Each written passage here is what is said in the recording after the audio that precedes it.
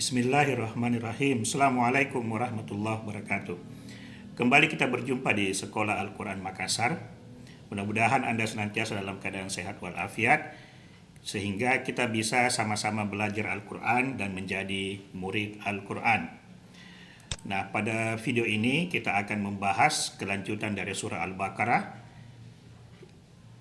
Kali ini kita akan bahas ayat yang ke-10, karena beberapa waktu sebelumnya kita telah menyelesaikan ayat ke-9 dan ayat-ayat sebelumnya. Anda juga bisa melihat video-video yang berkaitan dengan surah Al-Fatihah. Nah, mari kita lihat surah Al-Baqarah ayat ke-10.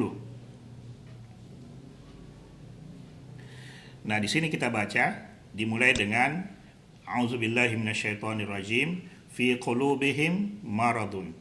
Jadi fi qulubihim maradun. Fi ini artinya di dalam atau dalam, kita terjemahkan dengan di dalam atau pada. Qulubihim kita terjemahkan dengan kalbu mereka. Ini sudah kita bahas di surah Al-Baqarah ayat 7. Kalbu itu adalah pikiran, inti, bagian dalam atau akar dari sesuatu. Maradun artinya penyakit. Kemudian fazadahum maka menambah mereka. Jadi fa ini maka, zada menambah, hum ini mereka. Hum di sini sebagai objek. Allah ini Allah, dia sebagai pelaku atau subjek. Maradun artinya penyakit.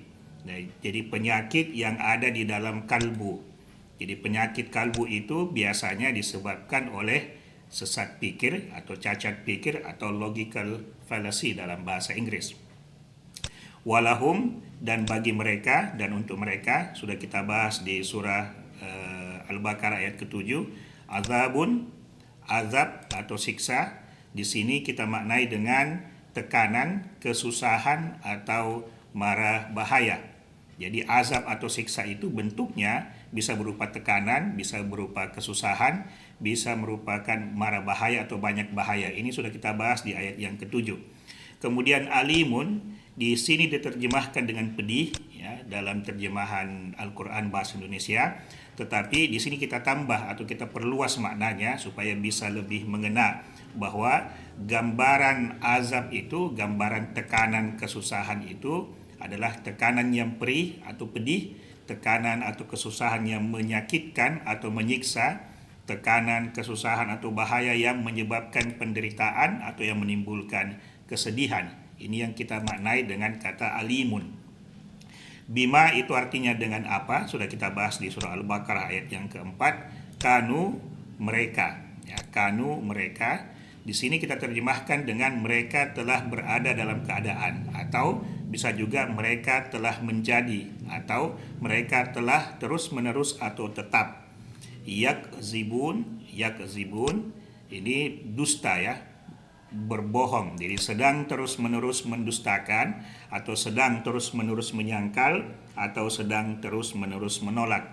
Nah, inilah makna yang kita kembangkan dari terjemahan surah Al-Baqarah ayat yang ke-10, bahwa penyakit di dalam kalbu itu ya, penyakit di dalam kalbu itu bisa berupa sesat pikir atau penyakit hati, sesat pikir yang ditimbulkan oleh sesat pikir, cacat berpikir atau logical fallacy yang menyebabkan hidup seseorang berada dalam tekanan, berada dalam kesusahan, berada dalam mara bahaya, yang tekanan tersebut, kesusahan tersebut, bahaya-bahaya tersebut membuat dirinya merasakan kepedihan, merasakan kesakitan, siksaan batin atau siksaan kalbu yang membuat dia senantiasa dalam kondisi sedih atau menderita.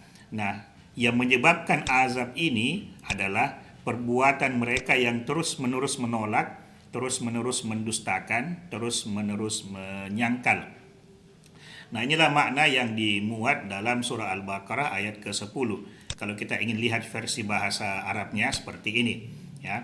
Jadi fi ini harfu jar, kemudian qulub ini sudah kita bahas. Maradun adalah isim, dia diambil dari akar kata mim, ra dan dal, dia muzakkar, nakirah. Maksudnya nakirah itu adalah umum ya, kata benda yang sifatnya umum.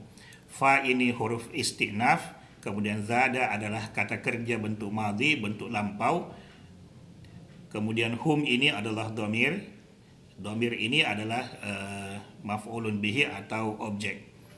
Kemudian walahum azabun ini isim sudah pernah kita bahas. Alimun diambil dari kata alif atau hamzah, lam dan mim. Dia muzakkar, mufrad tunggal, nakirah umum, ya, tidak terbatas atau tidak tertentu. Kemudian marfu dan na'at. Jadi alimun ini adalah kata benda isim dengan jenis na'at atau kata sifat. Kanu ini adalah kata kerja bentuk madhi, bentuk lampau, diambil dari akar kata kaf, waw dan nun. Kemudian yakzibu adalah fi'lun mudhari, kata kerja bentuk sekarang, masa kini. Kemudian dhamirnya adalah waw dan nun. Nah, ini sudah pernah kita bahas di video sebelumnya. Kalau kita ingin lihat relasi antara satu kata dengan kata yang lain di ayat ini, ayat ke-10, kita temukan fi qulubihim. Kata qulubihim ini terdiri dari dua kata, yaitu qulub yang merupakan kata benda dan him ini merupakan kata ganti diri atau dhamir. Him ini adalah mudhafun ilaihi dari qulub. Jadi him ini mudhafun ilaihi dari qulub. Sementara maradun ini adalah keterangan, ya, khabar, dia keterangan. Kemudian kata berikutnya relasinya adalah fazadahum. Fa ini tadi kita sudah sampaikan bahwa dia harfun istinaf. Kemudian zada ini adalah fi'lun, kata kerja, dia verb. Hum ini adalah dhamir atau pronoun. Hum di sini adalah maf'ulun bihi atau objek dari perbuatan zada. Sementara pelaku dari zada ini adalah Allah. Allah adalah fa'ilun, pelaku dari perbuatan zada. Kemudian maradhan ini adalah maf'ulun bihi, objek dari perbuatan zada. Jadi zada ini punya dua objek, yaitu hum dengan marad. Sementara pelakunya adalah Allah Subhanahu wa taala. Nah, di kalimat berikutnya walahum azabun alim. Di sini kita lihat alimun ini adalah sifat atau na'at, adjektif dari kata azabun. Kemudian kanu ini yakzibun, kanu yakzibun. Kanu ini adalah kata kerja, wawnya ini adalah dhamir. Kemudian yakzibu juga kata kerja, wawnya ini adalah dhamir, dia fa'il atau pelaku dari yakzibu. Nah, yakzibun ini adalah kata kerja bentuk kalimat yang didahului oleh kata kerja, dia merupakan khabar dari kata kana. Nah, inilah relasi atau hubungan antar kata yang terdapat dalam surah Al-Baqarah ayat yang ke-10. Nah, kita telah menyimak video ini, ayat yang ke-10 ini. Saya berharap Anda senantiasa berada dalam kondisi sehat walafiat, dan insya Allah kita akan lanjutkan dengan video berikutnya membahas tentang surah Al-Baqarah ayat yang ke-11. Saya ucapkan terima kasih karena telah menyimak video ini sampai tuntas, sampai habis. Saya percaya Anda sudah banyak ilmu yang Anda dapatkan melalui video ini. Ada banyak pengetahuan yang bisa Anda bagikan kepada orang lain di sekitar Anda. Anda juga bisa menonton video-video yang lain di channel ini. Kita belajar Al-Quran secara bersama-sama. Semoga Anda tetap dalam keadaan sehat, bahagia, dan penuh cinta kasih yang bisa Anda sebarkan kepada sesama. Terima kasih. Assalamualaikum warahmatullahi wabarakatuh.